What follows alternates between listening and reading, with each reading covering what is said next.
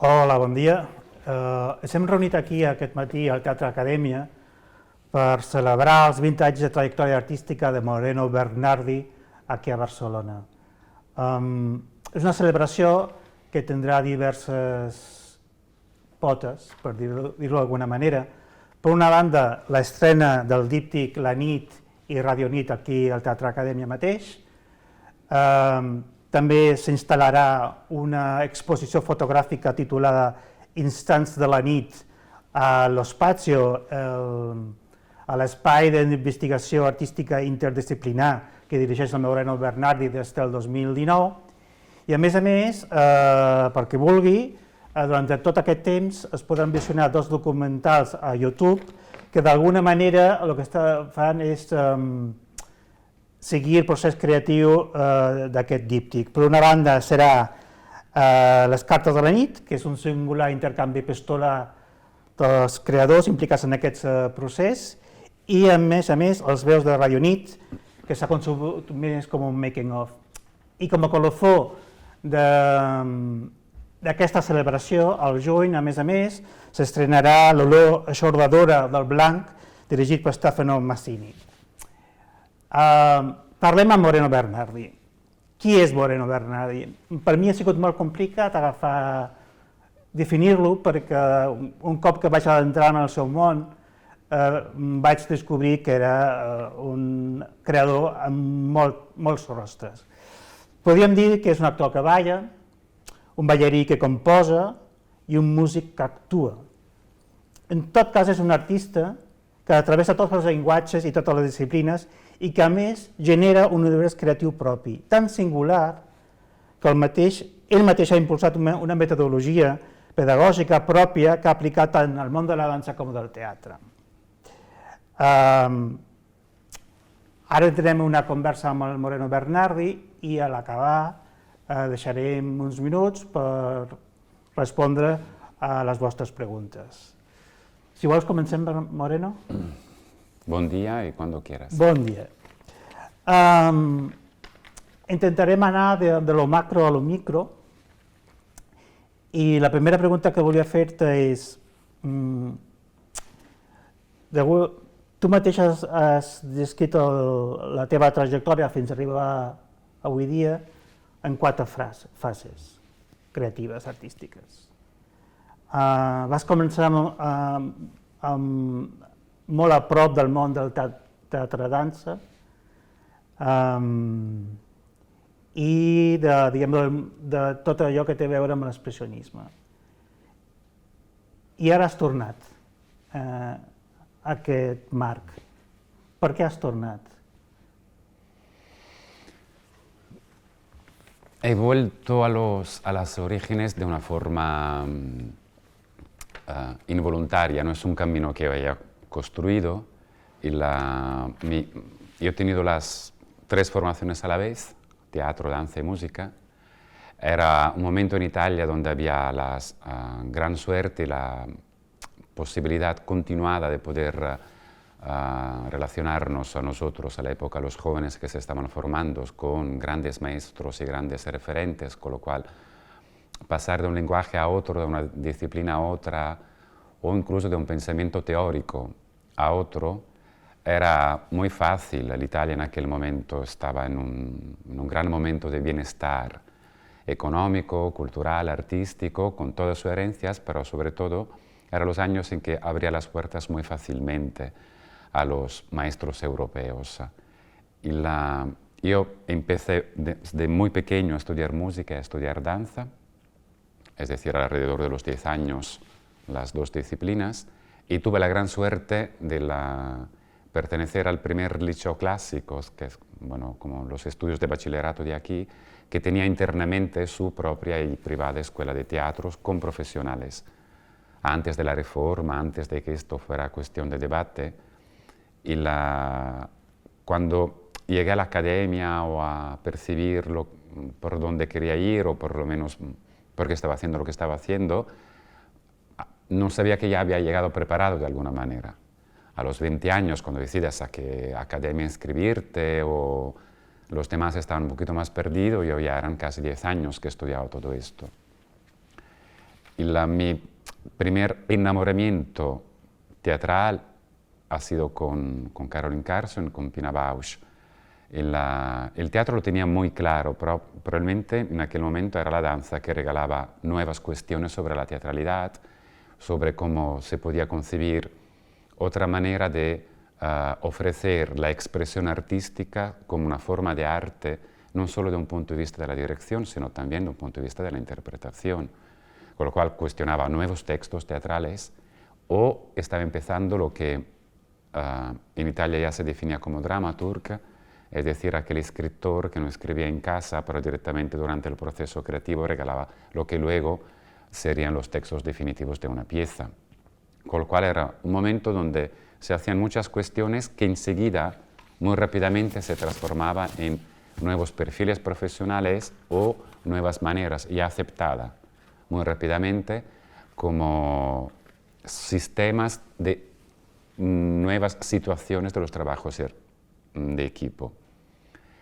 Mi enamoramiento con el teatro de danzas nació muy rápido y con el expresionismo creo que no tiene mucho que ver con el teatro, tiene que ver con mi cultura, con mi educación humanista y 5 años de griego y latín todos los días, bueno, te crea una mente un poco especial a los 20 años, es decir, era un veinteañero normal, casi normal, y que es decir, que quería divertirse, pero a la vez que ya se había acostumbrado a que no todo lo encontramos en los libros y la experiencia personal nunca es suficiente para entender lo que la cultura te ofrece como proyección de tu mente. Y el mundo expresionista, creo incluso por una cuestión filosófica, veía que en aquel momento me permitía no tomar decisiones. Con lo cual, el hecho de que me gustara bailar, pero ya era actor, estudiaba música, era un cajón suficientemente abierto y disponible como para no sufrir a la hora de decidir muy rápidamente categoría o definiciones. Ha sido más tarde, de más adultos, que entendí que no me interesaba lo más mínimo, ni el concepto de categoría, y aún menos tratar de describirme. Pero a los 20 años así que te lo piden, ¿no? Hay un poco la obsesión de ¿dónde quieres ir? Y yo no tenía la respuesta, y ahora como adulto yo a ningún joven le pregunto dónde quieres ir, porque es imposible que tenga la respuesta, y es mejor que no la tenga, que vaya haciendo mientras tanto. A un cierto momento, pero, yo nunca he fusionado los lenguajes y las disciplinas. Es decir, cuando hago teatro, cuando hago danza, cuando colaboro con un músico, me concentro en todos los conocimientos musicales que tengo, porque nunca he creído desde muy pronto en la fusión de las artes, de las disciplinas. Creo que cuando hay fusión, uno de los dos elementos que tratamos de fusionar pierde su identidad y gana uno. Con lo cual, o estamos en una situación de trabajo artístico donde podemos definir exactamente cuál es de los dos que está ganando, con lo cual definimos las estéticas que estamos construyendo, o sale un cóctel que no sabe muy bien a nada al final. Pero sí que creo en la convivencia de los lenguajes. Creo que el espacio escénico, por definición, es el espacio de la escena. Y dentro de la escena pueden ocurrir muchas cosas y algunas de ellas pueden tener su propio lenguaje. El arte de la dirección es encontrar un sistema coherente o compositivos que permita que los lenguajes no choquen entre sí, sino que ofrezcan una serie de ventanas coherentes para que el espectador empiece a construir su viaje y que cada uno vea lo que quiera o que según la sensibilidad que tiene pueda apoyarse más a un lenguaje o a otro, pero de que por sí la sinfonía sea armónicamente construida para que no haya ninguna lucha conceptual entre un lenguaje y el otro.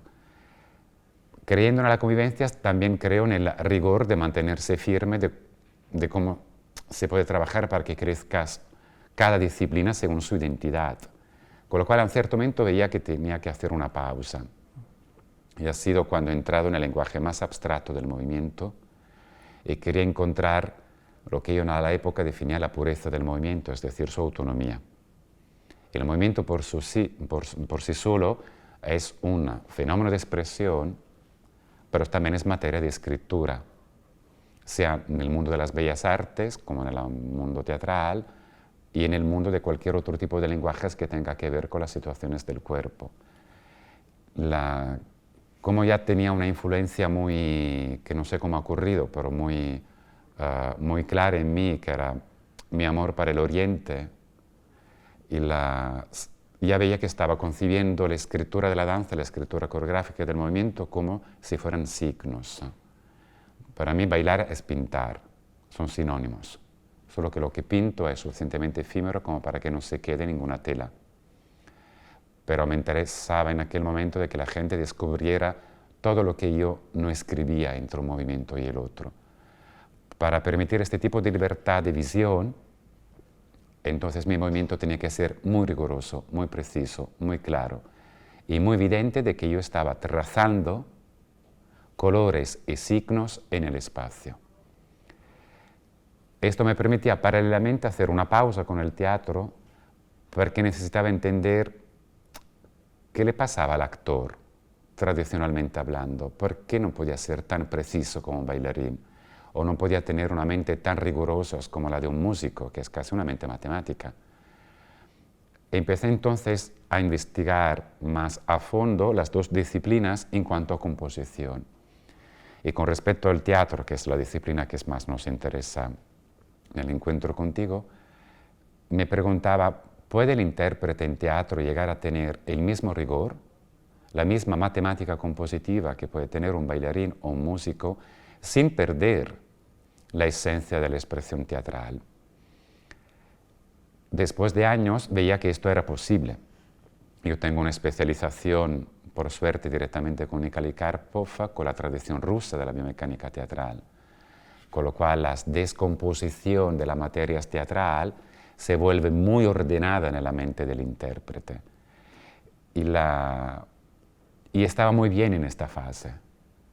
Luego creo que no ha sido un deseo mío, sino un deseo del entorno, donde el entorno me pedía de construir un puente entre lo que estaba descubriendo en danza y lo que estaba descubriendo en teatro. Y yo seguía convencido, por lo menos trato de mantenerme fiel a lo que investigo, de que no tenía que construir ningún puente. Tenía simplemente que descubrir la mente coreográfica del actor y la mente teatral del bailarín. Y lo descubrí. Y entré entonces en una fase donde tenía que codificar todo lo que había aprendido y crear un sistema de composición para el intérprete en teatro y un sistema de composición coreográfica para el bailarín. Terminado esta fase, probablemente es lo que los demás definen como método o metodología asociada a mi nombre, y yo no llego a tanto, pero bueno, mientras tanto he crecido, con lo cual he hecho paz con lo que he generado y lo asumo, y ha llegado la última, que es la actual, que es la tú defines. Entonces es una vuelta a casa, es como si hubiese viajado durante muchísimo tiempo sin la posibilidad de pasar por casa nunca. Y luego de repente dices, uy, he vuelto a casa, pero sigo estando en Cataluña y en Barcelona, con lo cual descubres que para mí Barcelona es mi casa y Cataluña es el país que yo he elegido, con lo cual no he tenido ninguna lucha de amor con Cataluña, es un enamoramiento. No he nacido aquí, no he tenido que construir una historia de amor porque he nacido aquí. Me he enamorado directamente y ha empezado el pacto de los sentimientos entre yo y los catalanes. Entonces he visto que he vuelto a casa, pero en una casa absolutamente nueva, con lo cual de repente los actores que yo tenía a disposición son actores catalanes, con lo cual es una vuelta a casa, pero en un país que no tiene la tradición de la que yo venía, tiene otro tipo de historia, las cuestiones eran completamente nuevas, y ahora sí que he vuelto al teatro danzas simplemente porque estoy convencido de que el teatro danzas no ha muerto y que está viviendo su nuevo renacimiento e incluso su nueva necesidad social. Y si me voy de la pregunta, tú me paras y me lo dices, No. pero me está gustando lo que me está saliendo, con lo cual te lo quiero regalar. No, es que quería preguntarte por lo del valor social. Es decir, Sí, porque, ¿sabes? Cuando yo he nacido en el 71, Con lo cual, alrededor de los 85 era cuando empezaba a ser, afortunadamente es consciente, porque ya tenía maestros que me decían, y ahora vamos a teatros, tienes que conocer la señora Pina Bausch, tienes que conocer Necrosius, Peter Brook, e incluso los textos de Coltés.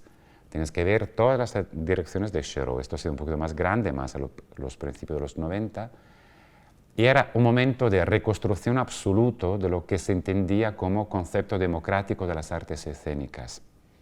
El teatro danza es, por historia, yo esto no lo he vivido, pero ha nacido justo después de la posguerra, con lo cual con la necesidad de reconstruir una autoestima que se había perdido, salvar o curar heridas de un punto de vista de la colectividad, con todo lo que esto significaba y toda la ignorancia que esto significaba, porque no se sabía cómo se podía curar heridas y probablemente luego se ha aprendido que no se pueden curar, se puede solo aprender a convivir con ellas. Y de repente entonces hay una serie de artistas, no solo Pinas, que introducen la palabra en la danza. El actor no se limita a ejecutar un texto, sino hace de su cuerpo un nuevo concepto de texto. La palabra no es solo la que digo, es también la que no digo y es la que no escribo.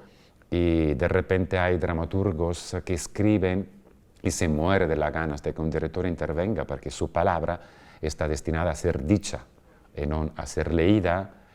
Y la sociedad necesitaba quitarse toda una serie de códigos que les había ofrecido un confort que estaba muy bien hasta que empezaron las guerras, los conflictos, el totalitarismo y todo lo que ha vuelto ahora. Y entonces el confort que necesitaba en aquel momento era cómo podemos no repetir el mismo error. El confort de antes era cómo podemos evitar aquellas cosas. No se evitó y de repente la gente se preguntaba, ok, muy bien, no somos capaces de evitarlos, podemos ser capaces de no reproducirlo. Durante un tiempo nos hemos autoconvencidos de que habíamos entendido que la historia se tenía que construir gracias a una serie de principios, manteniendo viva la memoria, y todo aquello no va a ocurrir otra vez. Creo que socialmente estamos viviendo el mismo idéntico peligro, hemos vuelto atrás, el autoritarismo está en todas partes, y el totalitarismo ya existe, simplemente que ha cambiado nombre, traje, contexto, y no viene desde arriba, viene desde dentro, viene desde la mentalidad.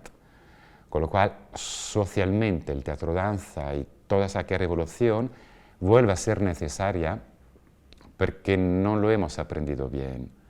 Nos hemos autoengañado de pensar que todo aquello lo podemos distinguir y reconocer cada vez que ocurre desde el exterior. Pero ahora tenemos que aprender a distinguirlos cuando pasa dentro de nosotros y estamos convencidos de que no. Y creo que he vuelto a casa involuntariamente porque soy un obsesivo de la actualidad. Tengo el terror de descubrir que me he aislado, me he distraído y a lo mejor no he sido o no soy hombre de mi tiempo. ¿Tú crees que el arte puede responder a estos momentos disruptivos? Después de la guerra, digamos que la cultura descubrió que la cultura no nos salva de todo, no nos salva del horror, porque la Alemania nazi provenía de una sociedad muy culta, muy preparada, y a pesar de eso protagonizó uno de los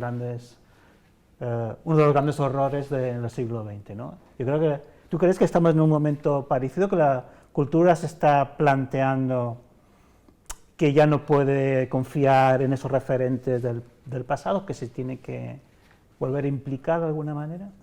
Yo espero que sí. ¿En el cambio? Yo espero que sí. Es decir, el ser humano es cambio por definición. Nosotros no somos un punto fijo en el espacio. El tiempo pasa, con lo cual dentro de 2 horas yo ya no seré el Moreno que tú has conocido, ni tú serás el Juan Carlos que he conocido. Con lo cual, por definición, somos cambio. Y cada vez que decimos que tenemos que estar preparados al cambio, ya hacemos un error. Es como si dijésemos que tenemos que aprender a estar preparados a lo que somos.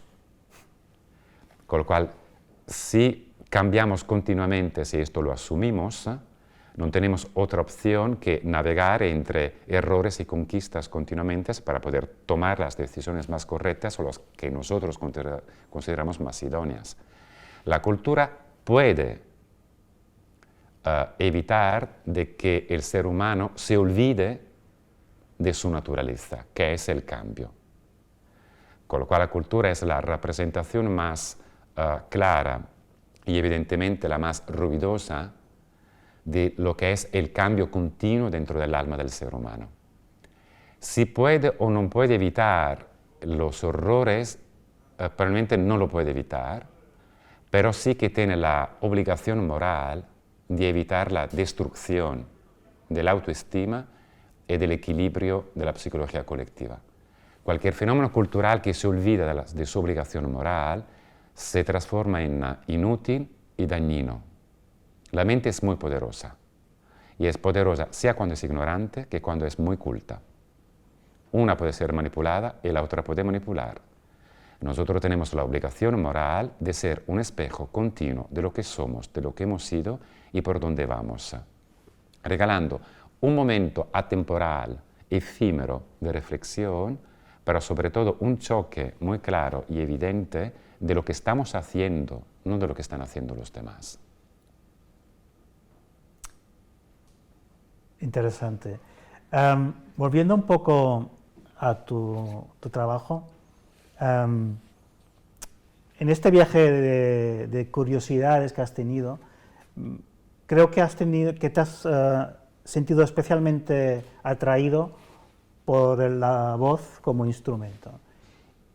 Y como, digamos que tu aprendizaje ha sido en varias disciplinas, teatro, danza, música, me gustaría saber ese instrumento cómo te interesa más, desde el punto de vista del teatro o desde el punto de vista de la música.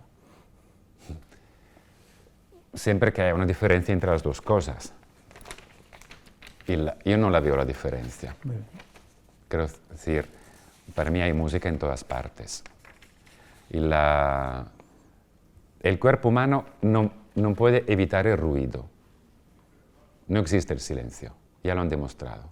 En nuestro estado de cosas, la ausencia de sonido no existe. En el momento en el cual somos un fenómeno físico que inevitablemente choca con el suelo, con su mismo cuerpo, con su misma respiración, y es un conjunto, un sistema ruidoso, continuo, esto quiere decir que somos continuamente fenómeno musical. Cuando un ser humano escucha música, estamos frente a un fenómeno musical que escucha música. Es la relación más directa que tenemos con el lenguaje universal. Otras cosas que luego hayamos organizado esos ruidos, estos sonidos, y hemos creado la producción musical, la composición musical, lo que definimos canción, lo que definimos pieza, lo que definimos canto. Pero por definición nosotros somos fenómenos sonoros. Emitimos sonidos antes de aprender a hablar. Emitimos sonidos antes de aprender a caminar. Con lo cual, antes de aprender a gestionar nuestro cuerpo, ya estamos aprendiendo a gestionar todo lo que será nuestro futuro sistema vocal. Detrás hay también anécdotas, porque luego lo que aprendemos también depende de cómo somos. Entonces, la anécdota cuenta que yo he nacido con esta voz que tengo ahora y no he tenido la voz blanca. Con lo cual era el clásico niño pequeñito con la voz de trombón. Con lo cual era el niño raro perché tenía la voz gorda, perché la tenía baja, perché se escuchaba solo a él. Con lo cual yo tenía el complejo en el cole que todo el mundo hablaba entre ellos con voz bajita, mientras la maestra enseñaba las cosas. En cuanto yo decía, Juan Carlos, pásame el lápiz, había una voz que era Moreno, calla, porque había esta vibración continua durante toda la mañana. Con lo cual yo he vivido con el complejo de la voz, hasta los 20 años, que no podía hablar, que no era una voz aceptada, que tenía un cuerpo demasiado pequeño con respecto a mis sonidos, que por tener esta voz tenía que ser más grande, más alto, más cuerpo, más dorso y todo esto. Y probablemente, incluso con las primeras piezas teatrales, como actor, siempre esperaba que mi personaje no tuviera más de 2 réplicas para no vivir la pesadilla de llegar a la voz de Moreno, cómo la gestionamos. Tenía el complejo que cada vez que había un coro yo tenía que cantar en playback. Todos los demás niños cantaban y yo abría la boca si no decía absolutamente nada, para evitar de molestar. Hasta que encontré una maestra de canto absolutamente extraordinaria que me dice: Moreno, acuérdate que la voz representa tu alma. Con lo cual, lo que está molestando no es tu voz, es lo que tú eres. Ahora entiendo que quería ayudarme mucho. En aquel momento, en realidad, que era un bloqueo absoluto. Entonces, ¿qué hacemos ahora? Porque si me estáis explicando que me tengo que aceptar a mí mismo, no sé, decírmelo de otra manera. Pero es verdad que yo muy pronto encontré el amor para los coros tibetanos. De hecho, luego me he vuelto budista y una serie de cosas. Los mantras y todo esto me alejaron por un momento a lo que me habían enseñado que tenía que ser voz y canto, y descubrí su poder continuo. Creo que siempre somos voz, incluso cuando no hablamos. Simplemente somos voz callada. ¿Comparas la voz con la respiración? Totalmente. En el momento en el cual hay vida, hay voz. Y la voz es el movimiento primario. El movimiento secundario es el movimiento del cuerpo. Y de hecho el movimiento del cuerpo cambia y hay tantos tipos de movimientos cuantos cuerpos hay en el mundo. Pero no podemos evitar de tener voz. Por eso callar a alguien es un gran abuso de poder. Porque se está callando la naturaleza humana. Yo puedo decidir de no levantarme en esta silla durante todo el tiempo de la charla contigo. Mas no puedo impedir de que tú oigas mi voz, porque no habría encuentro. El encuentro existe en el momento en el cual se emite un sonido. En algunos casos es voz, en otro caso es palabra, en otro caso es una nota, en otro caso es un ruido. Con lo cual creo que hay expresión sonora, expresión vocal en todas las artes escénicas. Si viene más de la música o del teatro, creo que probablemente viene de la vida. La cuestión es que para mí la vida es una música continua y el teatro es el mejor sitio donde yo pueda manifestar mi necesidad de amor. Con lo cual, cuando se juntan esas cosas, es donde estoy más feliz. Antes me has mencionado como uno de los referentes personales a la coreógrafa Caroline Carson, pero yo creo que no es el único referente que tienes, ¿no?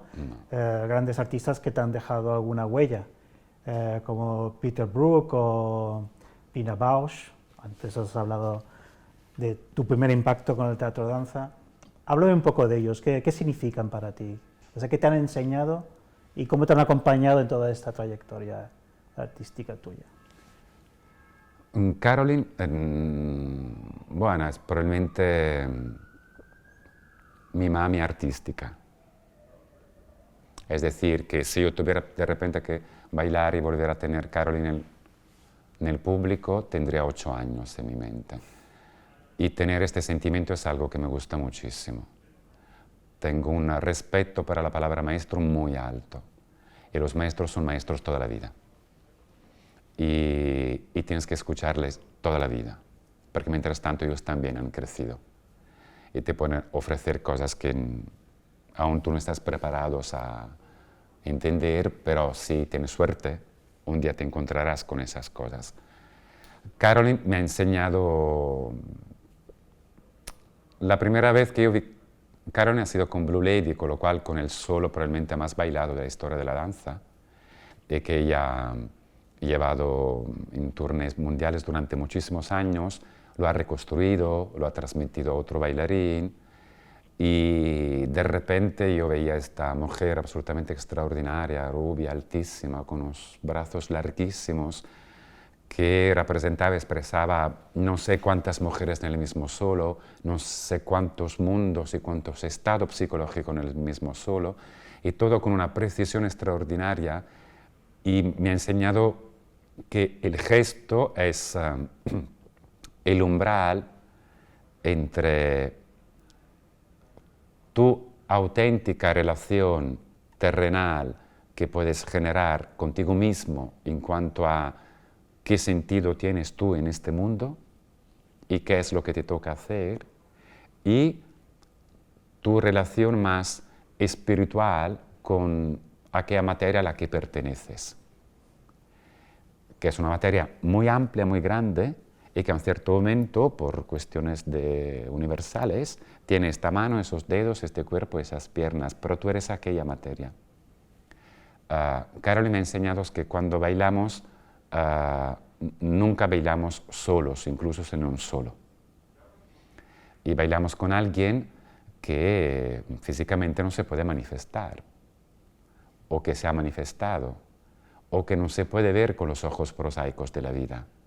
Se pueden solo percibir con la mente artística o con la mente del espectador cuando sus puertas de la percepción se abren a formas que la vida normalmente no le regala, que es el arte.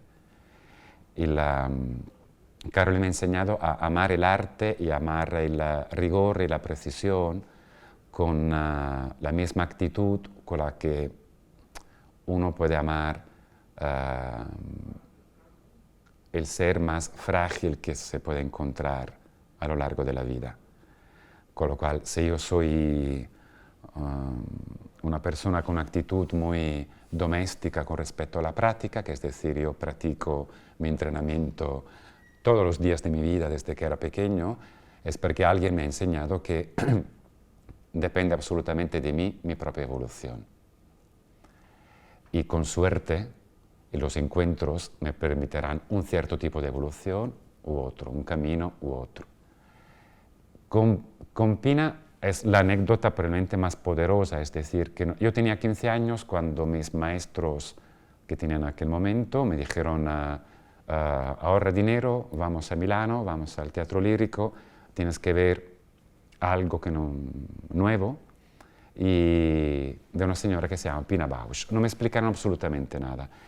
Yo tenía 15 años, con lo cual tampoco, no existía internet, absolutamente nada, no podía poner Pina Bausch en el Google, con lo cual o rápidamente encontraba un libro o algo o no confiaba. Y era Palermo, un espectáculo histórico de Pina, uno de aquellos espectáculos que ella luego, con los que luego generó toda una metodología de laboratorios largos en una ciudad. Y Palermo, por los que no han tenido la suerte de verlo, empieza con una pared, nella cuarta pared del escenario, y vives un momento de angustias muy fuertes porque ves que te quita el aire. Y es muy curioso, porque dices, nunca hay ventanas en un teatro, porque la presencia de una pared me quita el aire, cuando el escenario en el fondo tiene una pared. Y era pura percepción. En cierto momento esta pared caía encima de sus ruinas, exactamente como ocurrió con el terremoto en Sicilia. Empiezan 3 horas de teatro danza puro, de aquellas producciones espectaculares que pasan 7, 8 pianofortes, el escenario se llena de agua, se vacía de agua en 2 minutos. Yo lloré todo el tiempo y no entendía absolutamente nada, si estaba soñando, si estaba en otra realidad, tenía el terror de que alguien me preguntara qué te ha parecido, porque cada vez que veía algo me había olvidado la escena anterior, porque eran demasiadas cosas. Y me pasé 2 días, y esto es real, mudo, sin hablar con mis padres, con mis amigos, con nadie. Y después de 2 días piqué la puerta a mi maestra de danza de aquel momento y le dije, lo he entendido, o esto o nada. Ella me dice, vale, muy bien, entonces hay que aumentar las horas de clase. Estos son los primeros libros que tienes que leer. Las próximas semanas llega Peter Brook, lo tienes que conocer. Conocer se refería como espectador.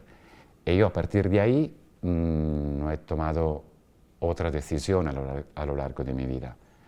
Peter Brook, tuve la suerte de haber visto una barata, no entendía nada, porque además me faltaban datos sobre la mitología y pero dije, si el actor significa esta capacidad de hacerme sentir pequeño y poderoso a la vez, En el teatro hay algo que no quiero abandonar absolutamente nunca en mi vida. Y mis maestros me decían, no decidas ahora, hazlo todo. Pero no me da tiempo a hacerlo todo, es toda una cuestión de organización. Yo digo, vale, muy bien.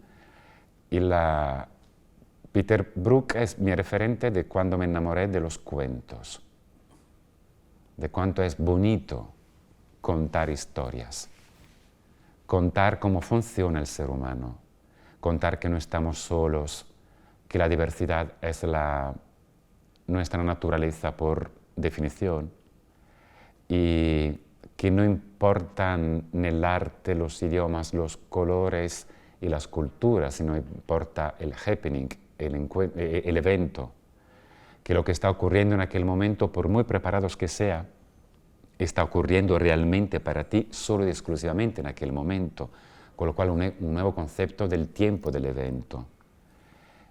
Y un poco después vi La Tempesta de Shakespeare, hecha por Peter Brook, y todo el cuento de la tempesta, del barco que se destruye a sí mismo por los vientos, está construido con Mamadou, que era uno de los actores históricos de Peter Brook, y con uno de esos palos enormes de la lluvia, y solo moviéndolo, tú veías el barco, ves la lluvia, y decías, wow, el teatro no es solo rigor, es un rigor para llegar a la magia pura.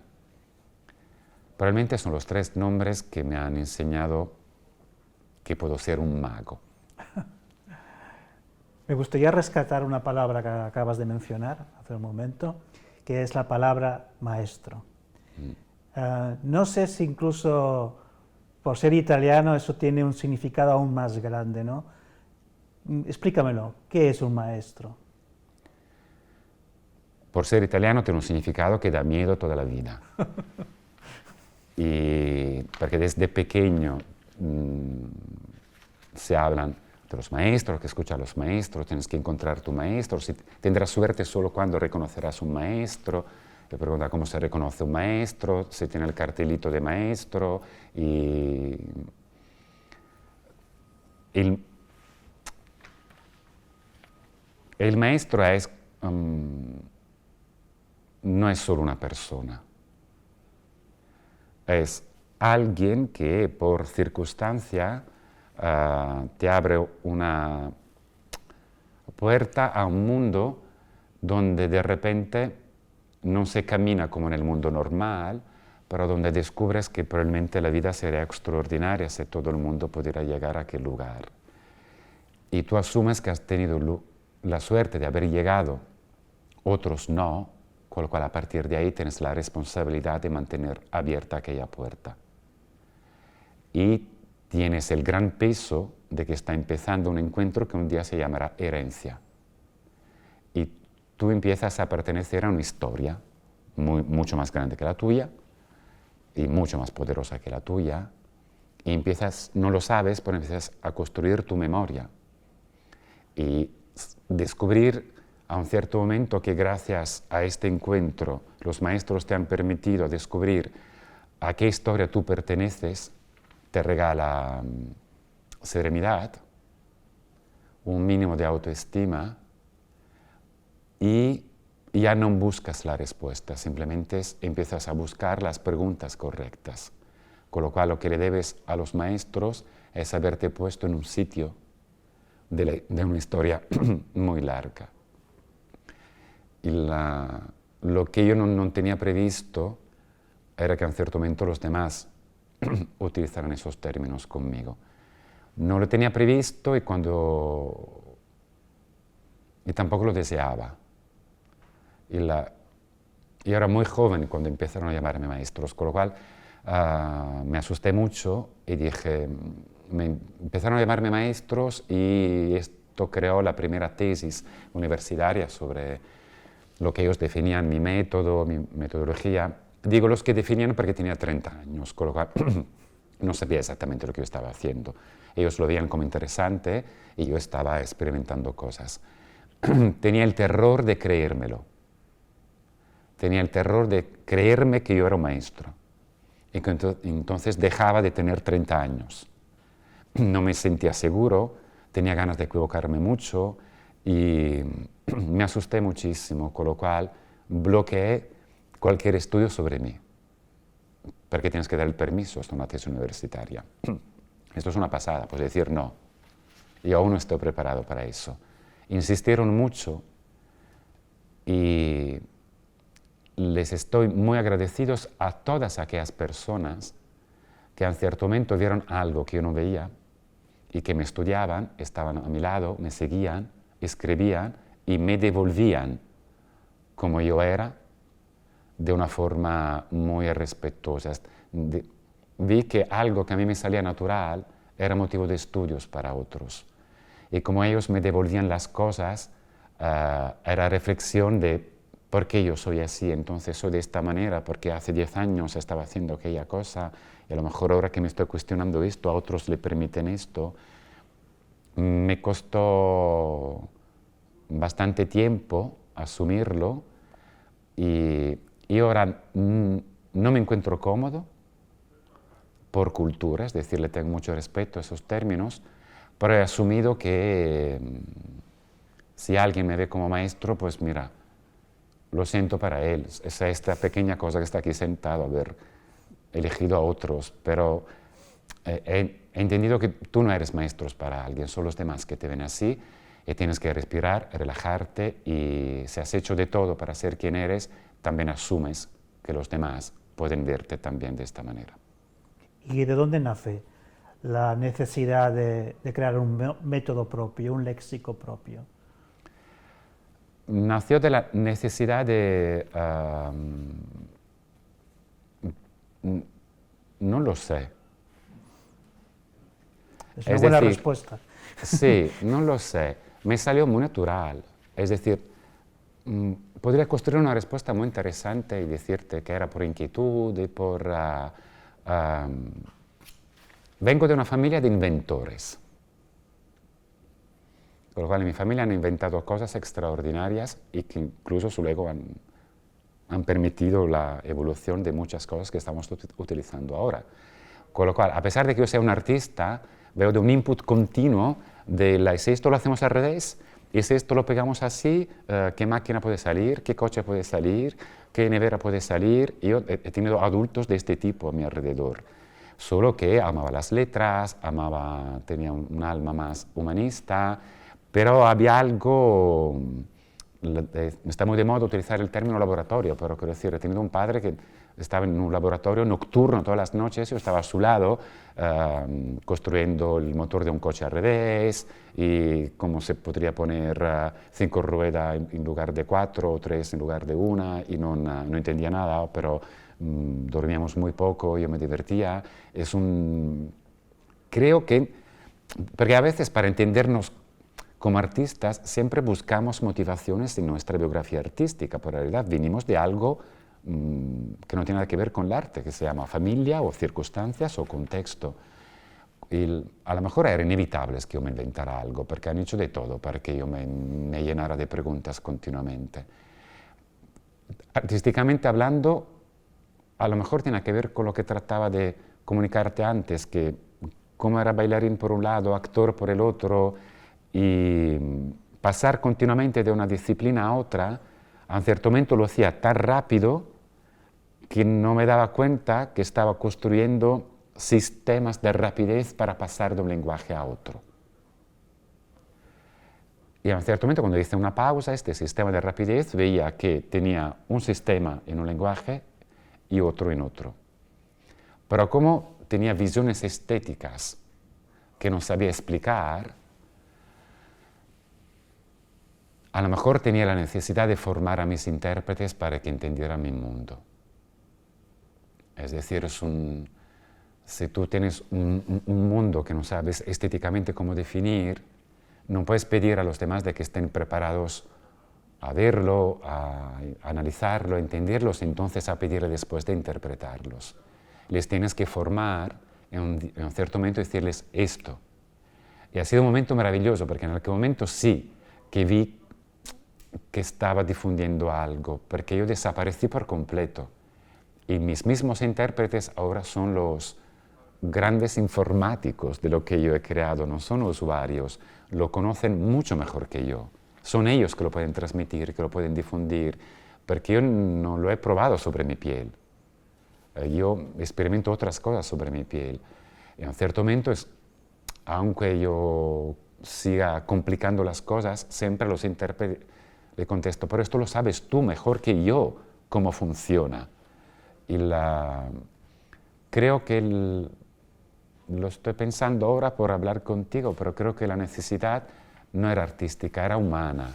Necesitaba que mis intérpretes me entendieran. Y como lo que yo veía no tenía lenguaje, lo tenía que construir para poder hablar con ellos y que ellos pudieran serenamente hablar conmigo. Siguiendo un poco tu trabajo, por lo que puedo encontrar y leer, creo destacar dos aspectos, que es por un lado tu cercanía a la música contemporánea y por otro lado a la poesía. Son dos vehículos que te permiten mayor libertad a la hora de crear tu trabajo.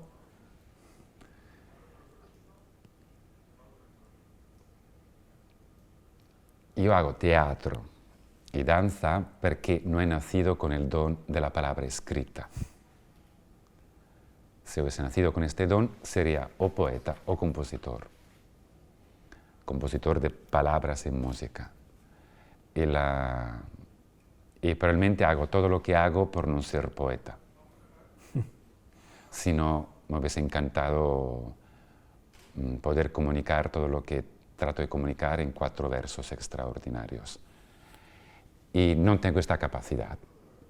Tengo otra y tengo otro don. Y para mí una manifestación artística siempre es poética. Y si no hay poesía, me cuesta mucho reconocerla como manifestación artística.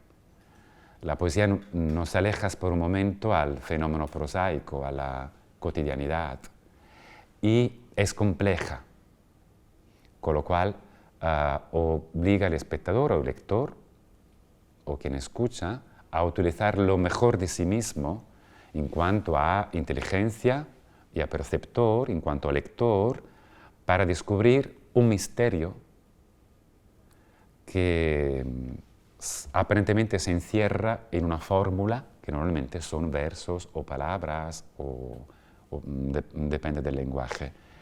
Y la poesía para mí es exactamente esto, es como encontrar una fórmula egipcia o una fórmula de una civilización antigua que aún no se ha descodificado y tenemos que hacer el trabajo para entender qué hay detrás de esta fórmula. Y en cuanto hacemos este pequeño esfuerzo, descubrimos que detrás hay un mundo inmenso que empieza a emocionarnos, a regalarnos sentimientos, vidas, sensaciones extraordinarios. Y la actitud poética del arte permite regalar la posibilidad de acercarnos al espectador en el momento en el cual le regalamos la llave para que él mismo descubra su percepción poética de la vida, la visión poética que él tiene del mundo y de sí mismo en el mundo, a través de lo que le proponemos. Con lo cual, la poesía y la música contemporánea llegó por cultura y por estudios y por formación, no me regalan más libertad, al revés. Yo estoy convencido que cuanto más limitaciones, cuantos más cuestiones problemáticas y cuantos más difícil es la situación, más libre será mi creatividad y mi fantasía. Con lo cual la poesía y la música contemporánea me complican muchísimo las cosas. Y yo entonces me siento libre de empezar el viaje. Si me regalaran simplemente libertad, no me movería de donde estoy. No le veo ningún tipo de atracción. Necesito algo que yo no entiendo para empezar a sentirme libre. ¿Y esta actitud poética del arte se expresa en tu caso, sobre todo en el solo, más que en otro tipo de manifestaciones coreográficas? El solo es un gran tema, que es decir, ¿por qué yo he hecho tantos solos perché ora echo de menos un nuevo solo y porque paso tantas horas y tantos años con los demás y luego al final llega un momento en que digo, uff, cierro las puertas, tengo que estar solo unos meses. Y a veces, en algunos casos, y por algunos solos, han sido también 2 o 3 años. Y es que en el solo no puedes mentir nunca. Con lo cual en el solo sale lo peor de ti. Y es solo tratando de ponerle un poquito de nobleza o un poquito de dignidad a la peor parte de ti que puedes enfrentarte a lo que un día llamarás madurez. Mientras estás todo el tiempo con los demás, a veces corres el riesgo de alejarte de ti mismos porque los demás te necesitan y te olvidas que tienes algo pendiente que trabajar sobre ti mismo. Y el solo te lo hace ver, es ahí.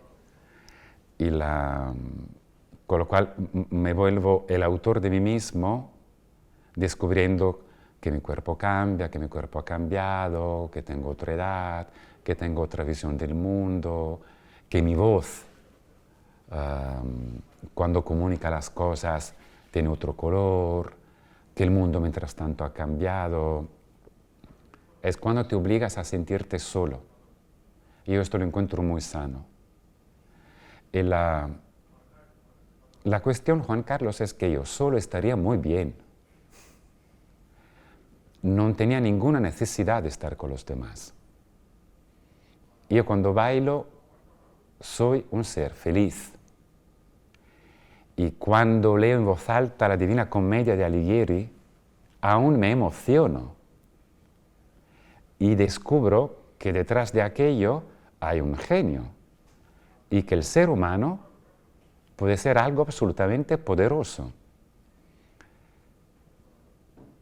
Pero como tenía el miedo de volverme un ser con problemáticas con respecto a las relaciones sociales, me he obligado a estar con los demás, a abrirme y probablemente he empezado a enseñar por ese motivo, para no volverme loco y para no enamorarme demasiado de mí mismo, para no descubrirme un artista bueno, pero con una incapacidad muy alta de comunicación.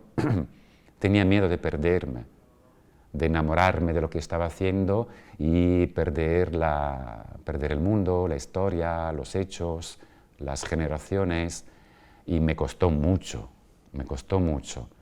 Tanto que cuando empecé a relacionarme con los demás, bueno, he necesitado un tiempo para suavizarme, porque no entendía lo que me preguntaban, porque esas preguntas nunca me las había hecho o no las encontraba útiles. Y descubrí la cosa tan extraordinaria que probablemente la cultura italiana me ha regalado, pero aún no lo había entendido, del arte de la conversación, que es el momento bonito que estoy viviendo contigo. Cada vez que alguien te pregunta algo, si es auténtica la pregunta es un acto de amor, porque en realidad no lo sabe, pero te está recordando que todo lo que tú estás haciendo no lo haces solo para ti. Y esto hace estar bien. Todo esto que te evoca el solo, de alguna manera también te lo evoca el teatro de Coltés. Sí.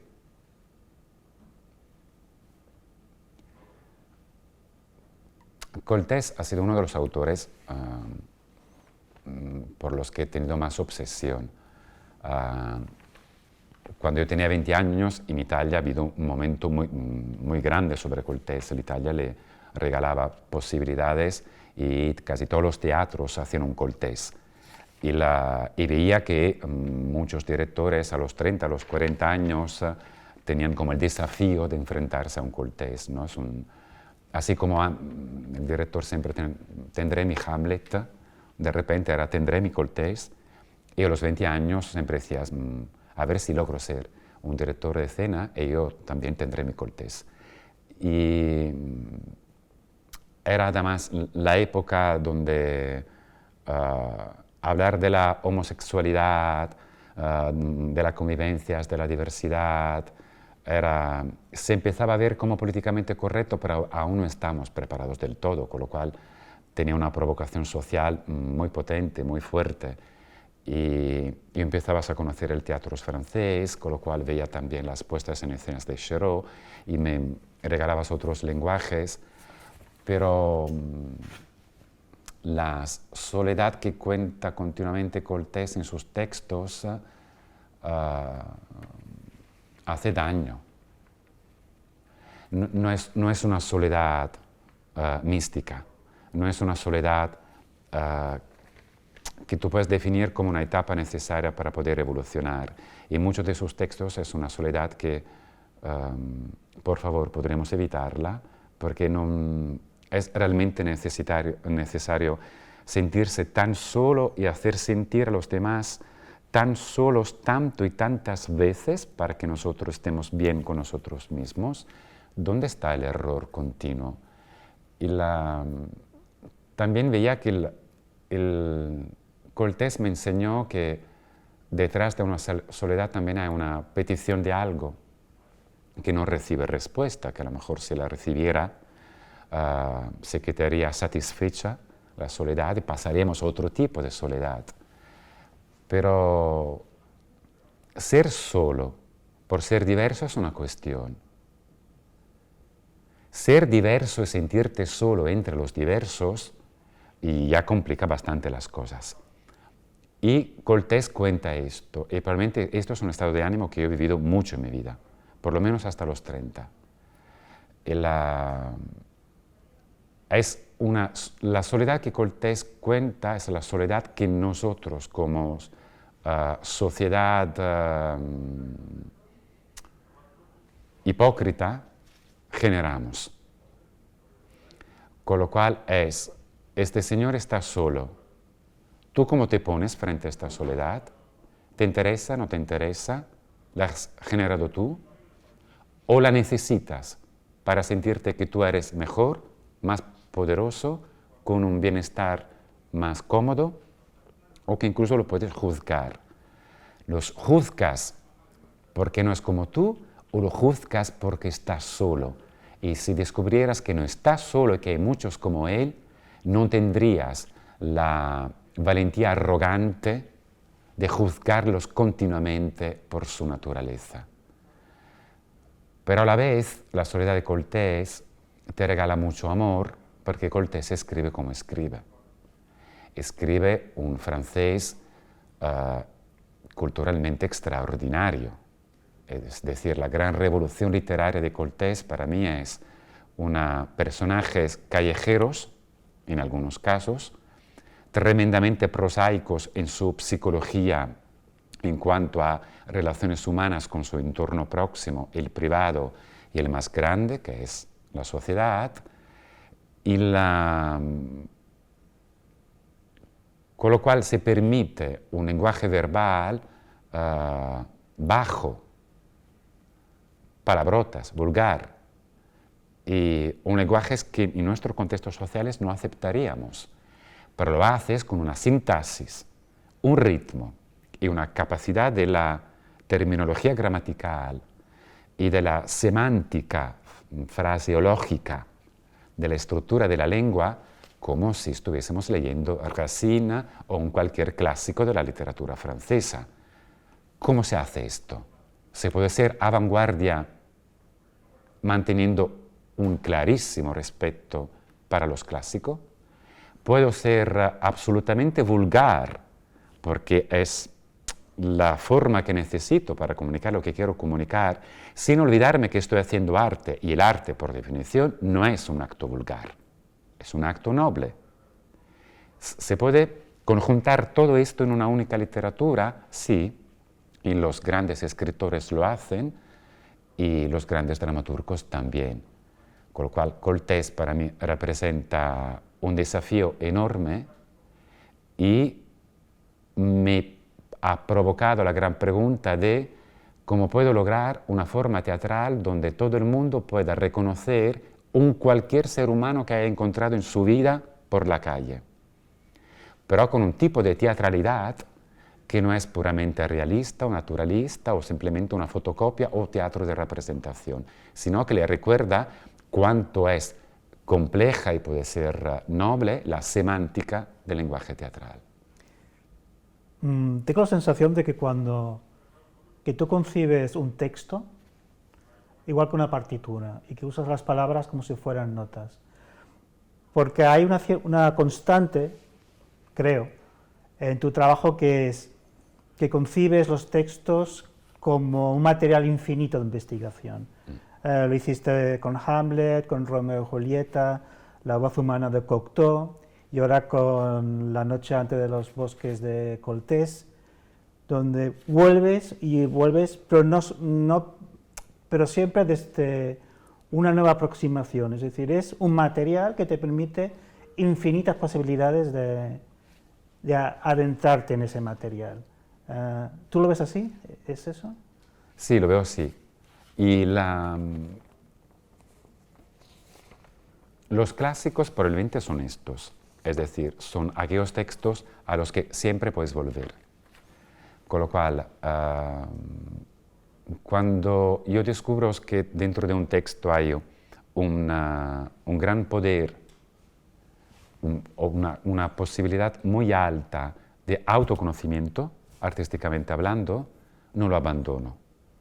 Lo puedo abandonar públicamente, es decir, que mientras tanto realizo otras cosas, pero yo siempre estoy haciendo más cosas a la vez, con lo cual me mantengo vivo en aquello.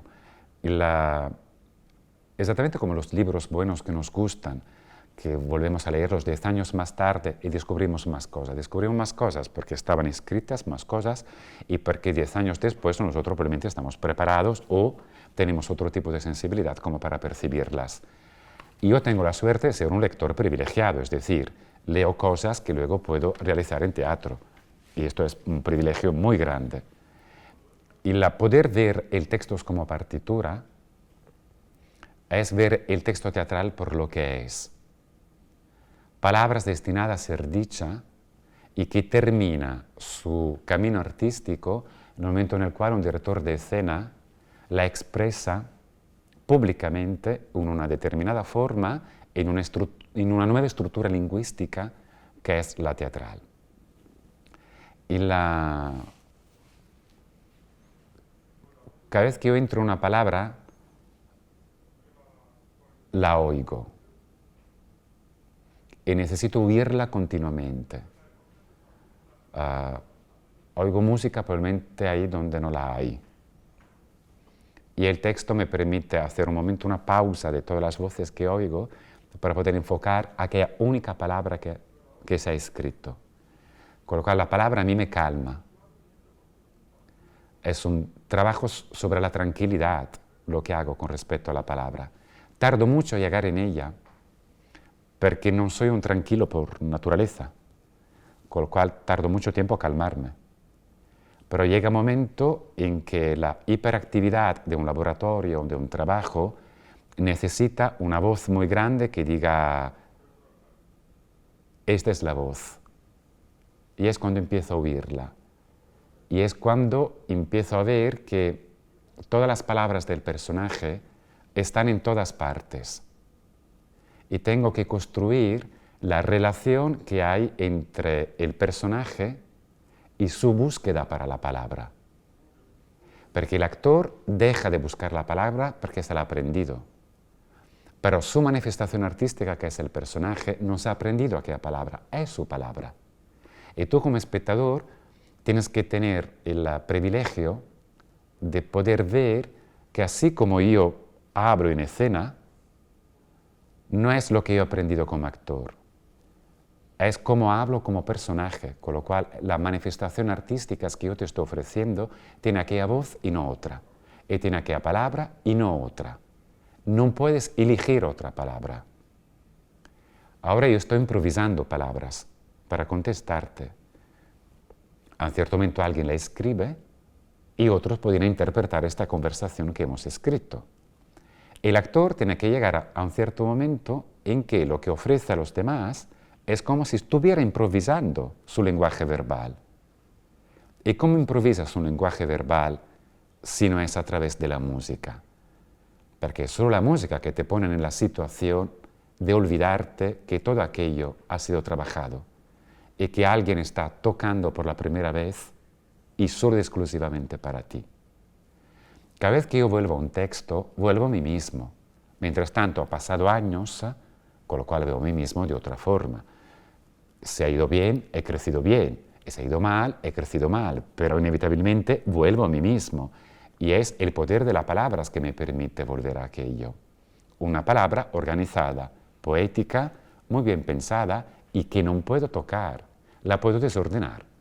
Puedo cambiarle el orden, puedo cambiarle el acento, puedo cambiarle el timbre, el volumen, y cada vez que hago todos esos cambios, cambio su psicología, su estado de ánimo y lo que quiero contar al mundo. Mas no la puedo sustituir con otra. Y esta imposibilidad de sustitución permite a mi relación con la palabra una vida transformadora, continua, con respecto a lo que la misma palabra me puede regalar. Y en el caso concreto del díptico que veremos aquí en el Teatro Academia, díptico que en realidad tenía que haber sido un tríptico, ¿no? Sí. Creo que hay un proyecto pendiente que era Need Play. ¿Qué quedaba por explicar después de haber hecho la NIT para meterte en Radio NIT? El tríptico ya no tendrá lugar, será un díptico. Hemos terminado, de momento. Y el NIT Play ahora es dentro de Radio NIT. ¿Qué quedaba? ¿Qué quedaba?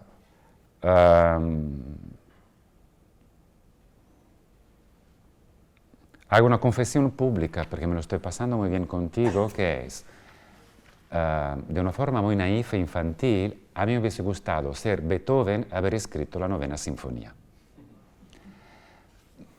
Pues no ha sido así. Soy moreno y no he escrito ninguna novena sinfonía. Pero veía que la NIT, col text, el texto y todo lo que había encontrado teatralmente, a un cierto momento me permitía quitarme el capricho de ser compositor musical de palabras teatrales destinadas a ser dichas e interpretadas por actores y no por músicos y cantantes. Con lo cual yo pensaba, ok, se puede escribir una partitura que no es una estructura, un sistema gráfico para que cuando el actor lo reciba, ya ahí encuentra todas las indicaciones para decirlos. Y como los dice, ya es emoción, ya es teatro. No lo hacía, no tenía el tiempo para ponerme en esto, pero lo deseaba firmemente. Yo la NIT lo he construido directamente con los actores, es decir, no trabajaba con el texto entre manos, trabajaba con sus voces. Ellos con mucha paciencia me tenían que repetir las réplicas porque yo no las quería leer, porque yo quería enamorarme del coltés dicho por aquellos timbres, no por mi voz imaginaria. Entonces imaginaba que si llegaba a Radio NIT, que es decir, una versión de la NIT que haces un homenaje absoluto al concepto palabra y al concepto voz, hubiese sido con el mismo método, trabajando directamente con ellos. Justo cuando teníamos que empezar la composición de Radio NIT, llegó el estado de alarma. Nos encerraron en casa. Y dije, ok, vale, muy bien. Encerrados todos en casa. Encontramos un método para seguir ensayando la NIT vía Skype. No sé cómo se hace esto, pero lo encontraremos. Y tengo mi gran posibilidad. Ahora me aíslo durante 15 días, que nadie me moleste, y yo escribo la partitura completa de Radio NIT. Para más voces, para un canto, y no sabía exactamente lo que iba a hacer, simplemente porque no sabía exactamente lo que estaba diciendo. Se me estaba atreviendo demasiado, si era solo un capricho, pero mira, como nos encerramos en casa, ¿por qué no intentarlo? Me había dado un timing, 15 días, me pasé 15 días con pantallas de ordenadores, micros, sistemas gráficos que me estaba inventando y he compuesto una primera voz, una segunda voz, un canto, efectos sonoros y todo lo tenía en mi oído. Con lo cual tenía más voces a la vez en mi oído, tenía las voces de Guillem, las voces de David, la voz de Mónica, que luego han sido y siguen siendo los intérpretes de Radio Nit, y me estaba divirtiendo. Era esto, me estaba divirtiendo. Aún me acuerdo del día que dije, he terminado, he escrito mi sinfonía, y las envié a los intérpretes y dices, muy bien, ahí la tenéis. Pero no sé si lo que acabo de hacer es una tontería o tiene sentido solo en mi mente. Hemos esperado hasta mitad de mayo, que ha sido cuando hemos podido salir. Ellos la aprendieron, yo cerré los ojos y la escuché, con lo cual era la primera vez que yo escuchaba realmente todo lo que había escrito y ellos se escuchaban entre ellos, porque cada uno en su casa se había preparado. Y tenía sentido y era exactamente lo que yo había imaginado. Entonces entendí lo que quedaba después de la Nit. Creo un pasito más sobre la investigación del concepto autoría. El director como dramaturgo, el director como autor del fenómeno teatral, que respeta tanto la palabra de otros, que le da otro espacio, otra forma, y se transforma en escritor, donde su forma de escritura son los cuerpos y las voces de los intérpretes. Y la quedaba aún más para descubrir cuánto es grande el fenómeno del actor. Sin intérpretes no hay teatro. Gracias a los intérpretes conocemos todos los autores de todos los lenguajes artísticos. Si no fuera por los pianistas, no conoceríamos a Rachmaninoff, con lo cual les debemos muchísimo a los intérpretes. No tendríamos los grandes genios de la música si no fuera por ellos. Creo que tienen un papel prioritario en el mundo del arte y muchos más importante de cómo se les trata normalmente. Mi teatro no existiría sin ellos. Ellos sí que existen sin mí. Su arte existe sin mí, el arte de la interpretación. Mi arte sin ellos no, sería totalmente inútil. Con lo cual quería investigar un sistema donde yo pudiera desaparecer mientras ellos me estudian y mientras me encuentran sin la necesidad de que yo les explique lo que quiero decir, lo que quiero comunicar, porque está todo escrito en la partitura, exactamente como ocurre con un compositor. Lo entendí en aquel momento que yo estaba tratando de descubrir esto.